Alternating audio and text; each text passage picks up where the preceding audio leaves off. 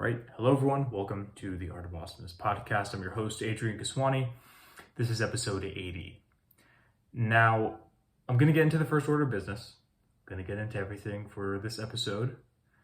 Welcome. But you might be wondering to yourself, Adrian, why is this setup so different? I'm in the same place. I'm in the same room. However, I am obviously not mic'd up right now. I don't have my headphones on, and that is because the world has decided against this podcast being made conventionally.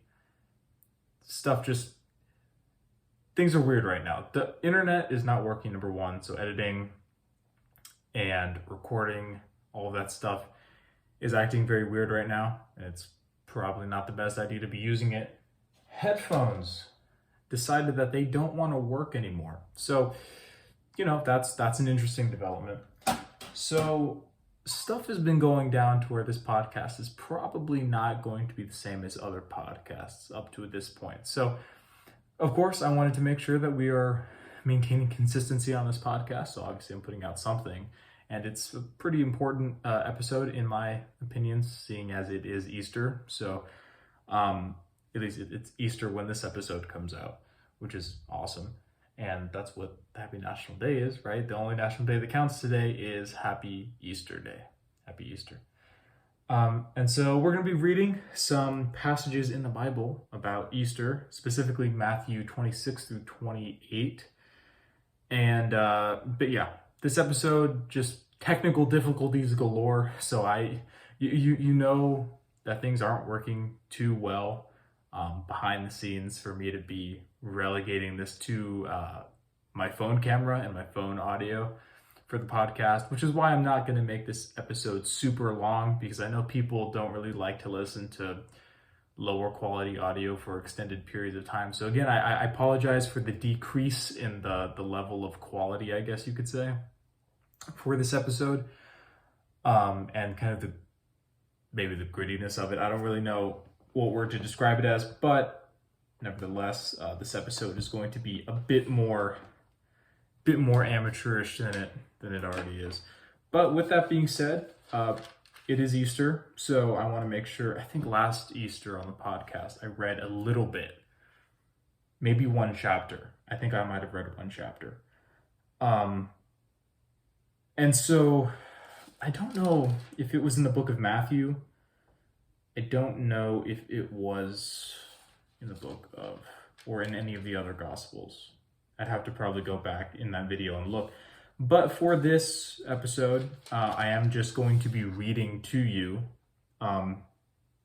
Matthew 26 through 28, which goes through Jesus' betrayal, kind of the little bit of time leading up to Jesus' betrayal, his trial, his crucifixion, and then eventually his resurrection. And so that's what I'm going to be reading today. That's what I'm going to be going over.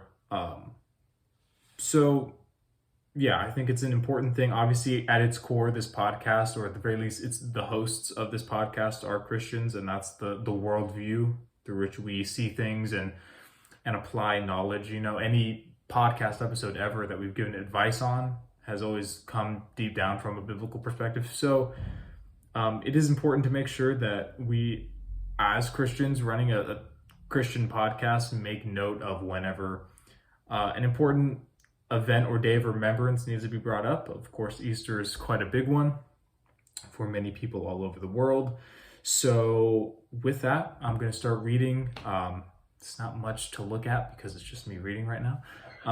But do enjoy this episode. It's going to be a bit shorter. It's just going to be me reading this and the podcast. But if you are here and if you are sticking around for this, I appreciate you. Thank you very much for dealing with the quality of this episode. And let's hop right in. So, chapter 26. Okay. And it came to pass when Jesus had finished all these sayings, and if you want to know the sayings, you can always read chapter 25 to get the context here.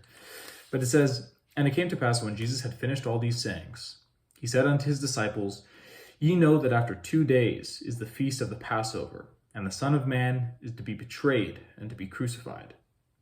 Then assembled together the chief priests and the scribes and the elders of the people unto the palace of the high priest who was named Caiaphas, and consulted that they might take Jesus by subtlety and kill him. But they said, not unto the feast day, lest there be an uproar among the people. So essentially the Jews here are trying to kind of consult in how they might crucify and kill the Lord Jesus, right? But they're saying basically, there's this big Jewish holiday called the Passover, and they don't want to do it on the feast day, right? They don't want to do it on the Passover because it might bring up uproar in the people that this whole crucifixion thing is happening on the Passover. So they're like, okay, we can't do it then, so we got to figure out something else. So they're dealing subtly here, as the Bible says, to try and kill him. And it says, now when Jesus was in Bethany, in the house of Simon the leper, there came unto him a woman having an alabaster box, a very precious ointment, and poured it on his head as he sat at meat. But when his disciples saw it, they had indignation, saying, to what purpose is this waste? For this ointment might have been sold for much and given to the poor. So essentially this woman comes to wash Jesus, right, with ointment. And the disciples are saying, well, this ointment's pretty expensive. This woman's kind of being wasteful here. But Jesus has a different response. He says, when Jesus understood it, he said unto them, why trouble ye the woman? For she hath wrought unto me a good work upon me. For ye have the poor always with you, but me ye have not always. For in that she hath poured this ointment on my body, she did it for my burial. Verily I say unto you, wheresoever this gospel shall be preached in the whole world, there shall be also this, that this woman hath done, to be told for a memorial of her, which is kind of cool because it's still in the Bible. Then one of the 12, called Judas Iscariot, went unto the chief priests, and said unto them, what will ye give me? And I will deliver him unto you. And they covenanted with him for 30 pieces of silver. And from that time, he sought opportunity to betray him. So the chief priests give Judas these 30 pieces of silver to betray Jesus. And so from this point onwards, he's looking for a moment where he can strike, essentially. Now on the first day of the feast of unleavened bread, the disciples came to Jesus, saying unto him, where wilt thou that we prepare for thee to eat the Passover? And he said, go into the city to such a man, and say unto him, the Master saith, my time is at hand, I will keep the Passover at thy house with my disciples. And the disciples did as Jesus had appointed them, and they made ready the Passover. Now when the even was come, he sat down with the 12, and as they did eat, he said, verily I say unto you, that one of you shall betray me.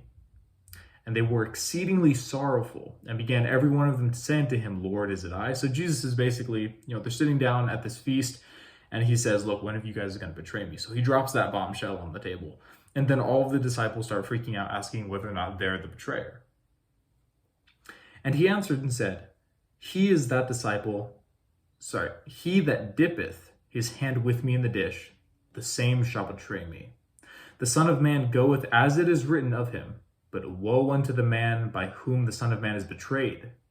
It had been good for that man if he had not been born. Then Judas, which betrayed him, answered and said, Master, is it I? And said unto him, thou hast said. So Judas basically just says, am I the betrayer? Now Judas knows he's the betrayer, but he asks anyways. And Jesus says, well, you said it yourself. And as they were eating, Jesus took the bread and blessed it and brake it and gave it to his disciples and said, take it, eat, this is my body. And he took the cup and gave thanks and gave it to them, saying, drink ye all of it, for this is my blood of the New Testament, which is shed for many for the remission of sins. But I say unto you, I will not drink henceforth of this fruit of the vine until that day when I drink it new with you in my Father's kingdom. And when they had sung an hymn, they went out into the Mount of Olives. Now this is a pretty cool story right here. Then saith Jesus unto them, all ye shall be offended because of me this night. For it is written, I will smite the shepherd, and the sheep of the flock shall be scattered abroad. But after I am risen again, I will go before you into Galilee. So Jesus is prophesying that this night they're gonna forsake him. They're gonna leave him, essentially. They're gonna scatter abroad because they're gonna be offended by Jesus. Essentially, is what he's saying. And Peter answered and said unto him, though all men shall be offended because of thee, yet will I never be offended. So he's making a pretty bold statement there. Jesus said unto him, Verily I say unto you, that this night, before the cock crow, which is a chicken, thou shalt deny me thrice. Peter said unto him, Though I should die with thee, yet will I not deny thee. Likewise, also said all the disciples. So Jesus, tells him again, look, by the end of the night, before the rooster, crows in the morning, you're gonna deny me 3 times. And Peter is just fervent that, no, I'm not going to deny you. I'm not going to deny you. And all the other disciples say the same thing, of course, right? No one's going to forsake Jesus here. Then cometh Jesus with them unto a place called Gethsemane. This is the Garden of Gethsemane for any of those of you who are familiar. And saith unto the disciples, Sit ye here while I go and pray yonder. And he took with him Peter and the 2 sons of Zebedee, and began to be sorrowful and very heavy. Then saith he unto them, My soul is exceedingly sorrowful, even unto death. Tarry ye here and watch with me. And he went a little farther, and fell on his face, and prayed, saying, O my Father, if it be possible, let this cup pass from me. Nevertheless, not as I will, but as thou wilt. And he cometh unto the disciples, and findeth them asleep, and saith unto Peter, Well, could ye not watch me 1 hour? Watch and pray, and ye enter not into temptation. The spirit indeed is willing, but the flesh is weak. That's a great statement. He went away again the 2nd time, and prayed, saying, O my Father, if this cup may not pass away from me, except I drink it, thy will be done. And he's, of course, referring to his inevitable death here. And he came and found them asleep again, for their eyes were heavy. So he keeps telling the disciples, hey, keep watch, I'm going to go pray. And they keep falling asleep because they're just too tired. And he left them and went away again and prayed the 3rd time, saying the same words. Then cometh he to his disciples and saith unto them, Sleep on now, and take your rest. Behold, the hour is at hand, and the Son of Man is betrayed into the hands of sinners. Rise, let us be going. Behold, he is at hand that doth betray me. And while he yet spoke, lo, Judas, one of the 12, came, and with him a great multitude with swords and staves from the chief priests and elders of the people. Now he that betrayed him gave him a sign, saying, Whomsoever I shall kiss, that same is he. Hold him fast. So Judas is basically telling the people here, look, the sign that this is Jesus, right? This is the guy who you need to arrest. I'm going to walk up to him, and whoever I kiss, that's the guy who you need to capture. And forthwith he came to Jesus and said, Hail, Master, and kissed him. And Jesus said unto him, Friend, wherefore art thou come? Then came they, and laid hands on Jesus, and took him. And behold, one of them which were with Jesus stretched out his hand, and drew his sword, and struck a servant of the high priests, and smote off his ear. So this guy, he cuts off his ear. Then Jesus said unto him, Put up again thy sword into his place. For all they that take the sword shall perish with the sword. Thinkest thou that I cannot now pray to my Father, and he shall presently give me more than 12 legions of angels? But how then shall the scriptures be fulfilled, that thus it must be? In that same hour said Jesus unto the multitudes, Are ye come out against as a thief with swords and staves for to take me? I sat daily with you teaching in the temple, and ye laid no hold on me. But all this was done that the scriptures of the prophets might be fulfilled. Then all the disciples forsook him and fled. So, look, at the beginning of the night, Jesus says, look, you guys are going to forsake me. You're going to deny me thrice. And right here, he finishes this saying of his, and then all of the disciples forsook him and fled out of fear. And they that had laid hold on Jesus led him away to Caiaphas, the high priest, where the scribes and the elders were assembled. But Peter followed him afar off unto the high priest's palace, and went in, and sat with the servants to see the end. So Peter's kind of trailing behind to see what's going to happen here. Now the chief priests and elders and all the council sought false witnesses against Jesus to put him to death, but found none. Yea, though many false witnesses came, yet found they none. At the last came 2 false witnesses, and said, This my fellow said, I am able to destroy the temple of God and to build it in 3 days. And the high priest arose and said unto him, Answerest thou nothing? What is it which these witnesses against thee? But Jesus held his peace. And the high priest answered and said unto him, I adjure thee by the living God, that thou tell us whether thou be the Christ, the Son of God. So they're questioning Jesus here. Jesus saith unto him, Thou hast said. Nevertheless, I say unto you, hereafter shall ye see the Son of Man sitting on the right hand of power and coming in the clouds of heaven. So Jesus is basically answering, responding, yes, I am the Christ, right? That's basically what he's saying here. Then the high priest rent his clothes, meaning he tore them, saying, He hath spoken blasphemy. What further need have we of witnesses? Behold, now ye have heard his blasphemy. What think ye? They answered and said, He is guilty of death. Then did they spit on his face and buffeted him, which means they kind of roughed him up. And others smote him with the palms of their hands. So they slap him, saying, Prophesy unto us, thou Christ. Who is he that smote thee? Now Peter sat without in the palace, so he's kind of outside the palace here. And a damsel came unto him, saying, Thou also wast with Jesus of Galilee. So you're the guy who's with Jesus, she's saying. But he denied before them all, saying, I know not what thou sayest. So Peter denies Christ once here. And when he was gone out into the porch, another maid saw him, and said unto them that were there, This fellow was also with Jesus of Nazareth. And again he denied with an oath, I do not know the man.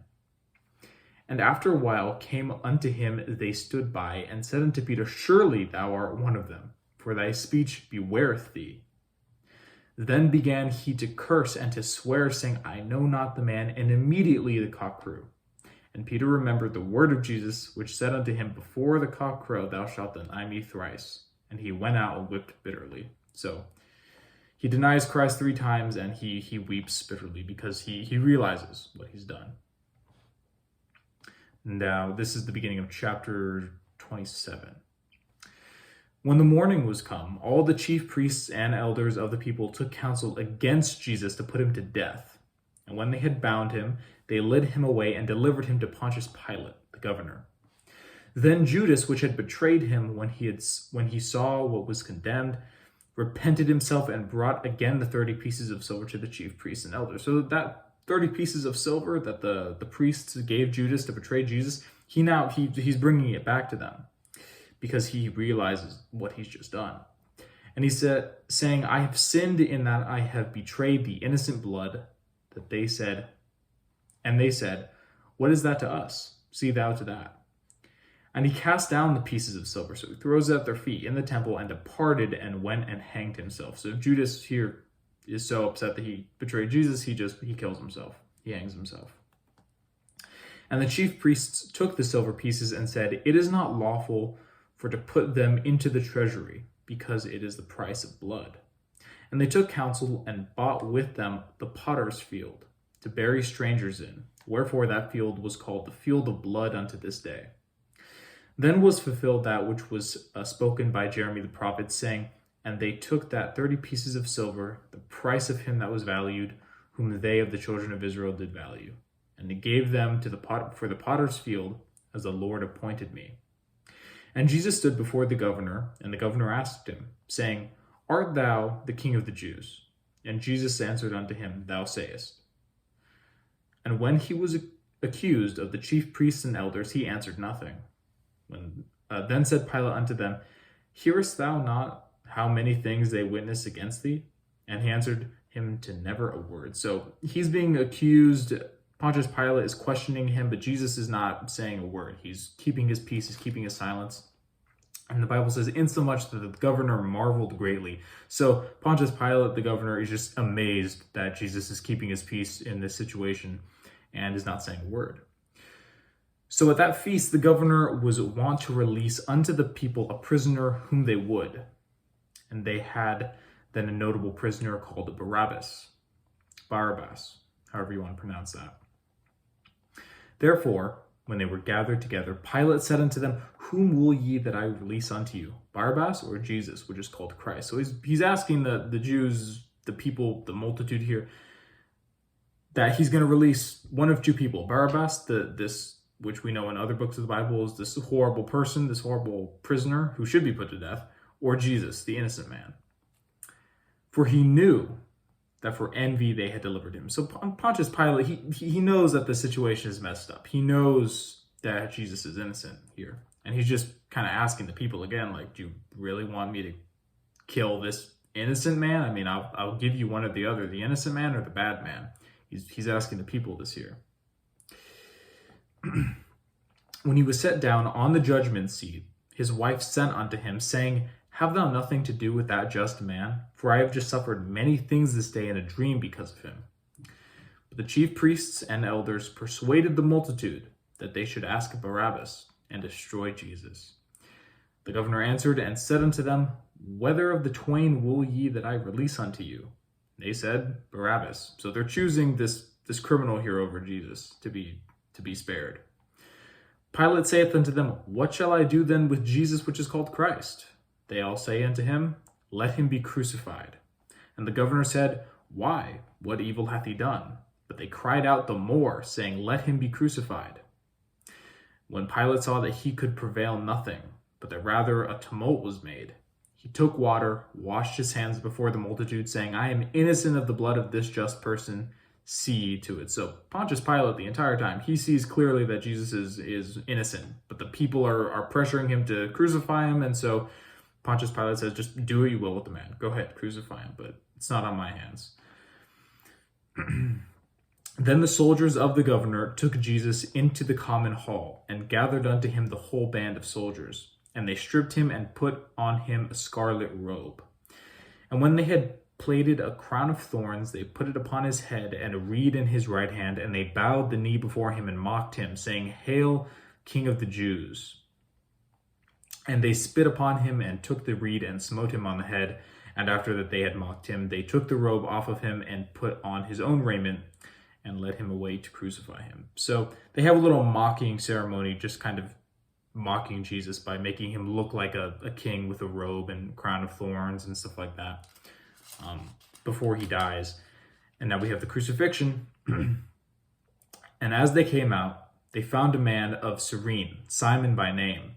Him they compelled to bear his cross. So they find this guy named Simon, and basically they're saying, hey, look, this guy that we just beat, Jesus, he can't even hold his cross. Can you carry the cross for him? And so Simon agrees. But this is a different Simon than Simon Peter, just for anyone who wants to know. And when they were come unto the place called Golgotha, that is to say, a place of the skull, they gave him vinegar to drink mingled with gall. And when he had tasted thereof, he would not drink. So they feed Jesus this nasty combination of vinegar and gall, and obviously he doesn't drink it. And they crucified him, and parted his garments, casting lots. And that it might be fulfilled, which was spoken by the prophet, they parted my garments among them, and upon my vesture did they cast lots. And sitting down, they watched him there, and set up over his head this accusation, written, This is Jesus, the King of the Jews. Again, mocking this situation here by calling him the King of the Jews. Then were there two thieves crucified with him, one on the right hand and one on the left. And they that passed by reviled him, wagging their heads, and saying, Thou that destroyest the temple and buildest it up in 3 days, save thyself. If thou be the Son of God, come down from the cross. Likewise also the chief priests, mocking him, with the scribes and elders, said, He saved others, himself he cannot save. If he be the King of Israel, let him now come down from the cross, and we will believe him. So they're just continually mocking him. He trusted in God, let him deliver him now, if he will have him, for he said, I am the Son of God. Thieves also, which were crucified with him, cast the same in his teeth. Now from the 6th hour there was darkness all over the land, unto the 9th hour.